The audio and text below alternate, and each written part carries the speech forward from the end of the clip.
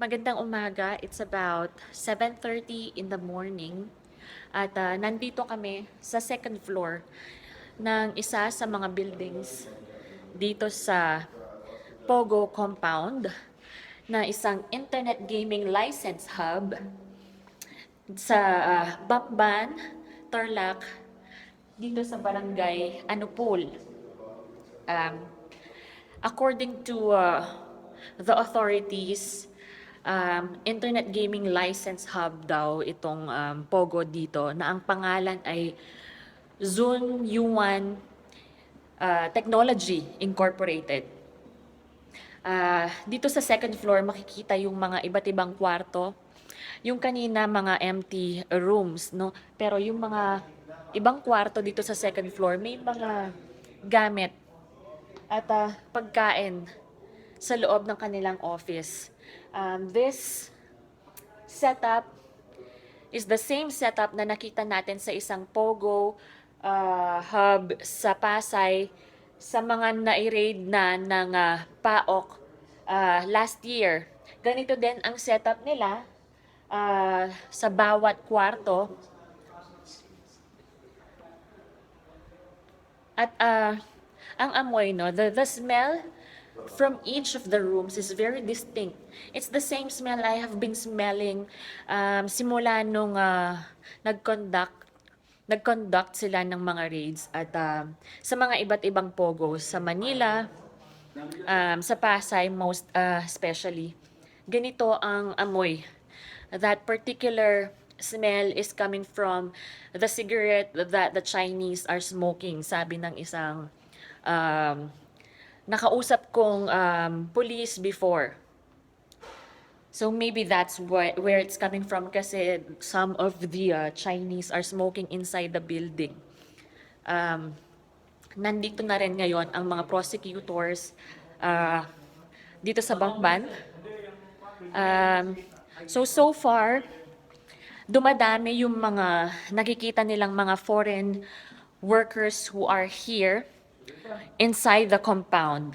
This compound has 36 buildings, including the barracks. At sabi nila, they're expecting thousands of them here, but pagdating nila kaninang around 1 a.m., medyo walang tao. O baka meron daw sa loob ng mga kwarto. Pero mamaya makikita natin sila kung gaano nakarami if they already have the details and the data and the numbers of how many foreign workers and what nationalities they are, including the Filipinos who are working here dito sa Zun Yuan Technology Incorporated.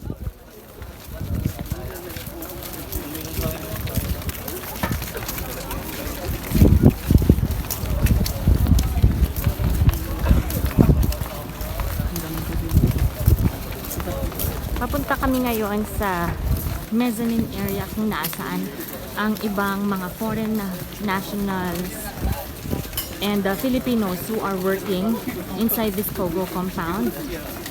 Itong mga to, sila ay galing dito sa isang building, sa isang residential area na parang dorm kung saan sila nagtatrabaho somewhere here in the vicinity of this Pogo compound. May 36 buildings kasi itong Pogo compound na ito. At medyo malaki ang compound mismo. At dito dadalhin ang lahat ng mga foreign nationals at Filipino workers to gather them all and get their data. Kung ilan sila, wala pang eksaktong bilang. Ang mga nationalities nila dito ay merong Vietnamese, may Taiwanese, Malaysian, there are a couple from Rwanda, may mga Filipino workers din. These are the Filipino workers who have been working here inside this Pogo compound, and most of them are from the housekeeping. May mga Chinese din dito na nandito ngayon, Indonesian as well.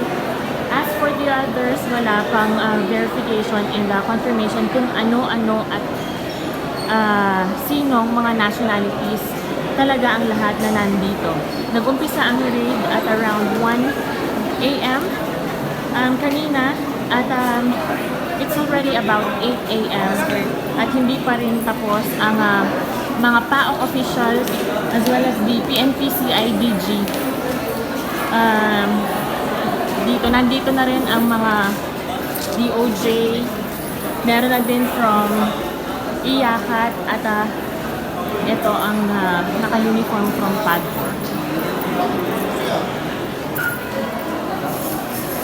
Hello sir, good morning po. Joanne Manabat po for Rappler.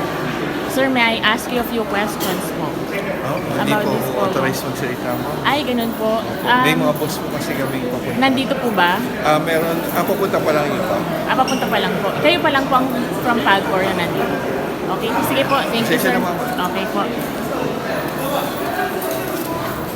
Okay. So, tuloy-tuloy ang pagdating ng mga workers here inside the compound.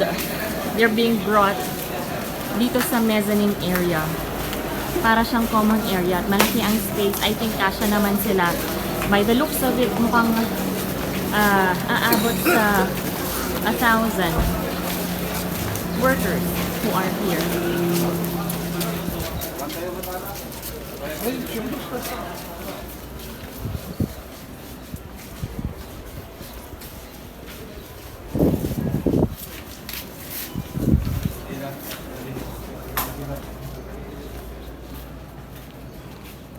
This is the Pogo compound. May mga buildings pa doon sa harap. Bale, nandito tayo sa may bandang gitna dahil may mga buildings pa. Doon, behind this building right here, there's another building. Doon, ganito din ang itsura ng mga buildings na yon. Sa harap, may malaking or mahabang building connecting two buildings. And there's a couple here or about 3 more buildings. 36 in total ang buildings na nandito sa loob ng Pogo compound. This is by far the biggest Pogo na ni-raid ng PAOK at ng police. It's here at Barangay Anupol, Bamban, Tarlac. This Pogo's name is Azun Yuan Technology Incorporated.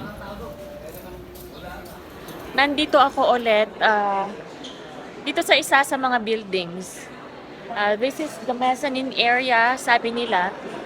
Nandito lahat ng foreign nationals na nakita sa buong compound nitong Pogo na Zun Yuan Technology Incorporated. There are several foreign nationals that are here. Merong Vietnamese, may Taiwanese, there's also Malaysian, Indonesian. Meron din from Rwanda at meron din mga Pinoys na nagtatrabaho dito. The PAOK officials decided to organize them in groups na naka-section per nationality. At ang police force ay currently conducting or gathering their data, picture, as well as their names and their nationalities. Nitong buong foreign nationals na nakita dito sa loob ng compound. Sa likuran ko, makikita nyo yung mga foreign nationals na mga nakaupo. Dito, galing sila sa iba't ibang buildings dito sa loob ng Pogo compound. This compound has 36 buildings in total, including the barracks, kung saan nakatira yung ibang mga workers. Meron ding malalaking buildings na nasa likuran nitong Pogo compound na ito, kung saan sila or yung iba na nakatira sa Pogo compound. At ang sabi ng PAOK, every one of them idadalhin sila sa Manila at doon sila